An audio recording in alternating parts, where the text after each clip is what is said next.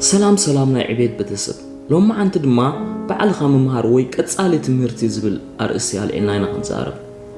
قدم امناي تمرتي غزي ممهار ازيز لازنبركم بصحفت زملئس عليداتات كساب اتكا قرص زدلي كاب مصحفن مودعتا زيبلوم فتناتاتن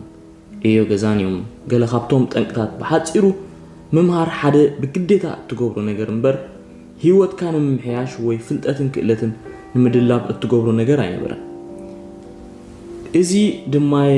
ምስ መምሃራን ብዙሕ ሽግር ዝሕልፍ ዝነበርኩ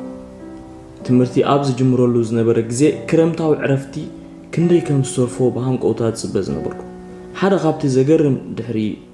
ብዛዕባ ነፍሰይ ዝረኸብኩ ነገር እንተሎ ግን ሓደ ካብቶም ሓሙሽተ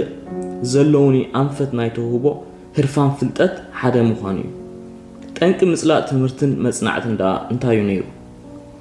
ካም መምሃራን ሕብረተሰብን ኣብ ርእስና ዝሰፈሩ ትምህርቲ ግዴታ ኮይኑ ኣዝዩ ብርቱዕን ሓጎስ ዘይብን እዩ ኣብ ትምህርቲ ኸይትካ መወዳእታ ዘይብሉ ዘይጠቕመካ ነገር ጥራሕኻ ክትማር ትወል ቁርብ ከይጸንሐ ድሕሪ ፈተና ድማ ኩሉ ይርሳዕ ማለት እዩ ምህሮ ኣብ ግዜ ትምህርትን ኣብ ትምህርትን ጥራይ ንምንታይ ክኾነኒ ኢለ ትምህርቲ ኣብ ዘይብሉ ክማር ዝተምሃሩ እንታይ ረኺቦም ወዘተ እዚ ዝጠንቁ ኣብ ሕብረተሰብና ባዕልኻ መምሃር ወይ ህይወትካ ሙሉእ መምሃር ከም ላግፂ ዝቁፀር መጽናዕንታት ከም ዘራግፅኦ ንኣሽቱ ቆልዑት ኣብ ሒደት መዓልታት ፍልጠቶም ብዕፅፍታት እናወሰኸ ከም ዝኸይድ እዩ ዝፍለጥ ምክንያቱ ብተፈጥሮኦም ህንጢነት ናይ ፍልጠት ስለ ዘለዎም እዩ ስለዚ ህንጢነት ናይ መምሃር ተፈጥሮ እንተዳ ኮይኑ ኣነ ንስኻን እውን ንኽንዓቢ ክንጥቀመሉ ንኽእል ኢና ለትዩ ኣብ ሓደ መጽሓፍ ክሳብ ሎሚ ምንባብ ተዘይጀመርካ ዝስሕበካ መጽሓፍ ኣይረኸብካን ዘለኻ ዝብል አንቢበ ነይረ ባዕልኻ መምሃር ወይ ህይወትካ ሙሉእ መምሃር ክብል እንከለኹ ቤት ትምህርቲ ዘይኮነስ ናይ ጎደና ፍልጠት ማለት እዩ ናይ ጎደና ፍልጠት ንኽትዓቢ ዝሕግዘካ ትምህርቲ ብዛዕባ ኣብዚ ግዜ እዚ ዘድሌካ ምስ ናይ ብሓቂ ናብራ ምትእሳር ዘለዎ ትምህርቲ ሓጎስ ዝህብ ፍልጠት ንተግባር ዘተባብዕ ፍልጠት ሕልምታትና ኣብ ምትግባር ክንቂሮም ዝሕግዙና ፍልጠታት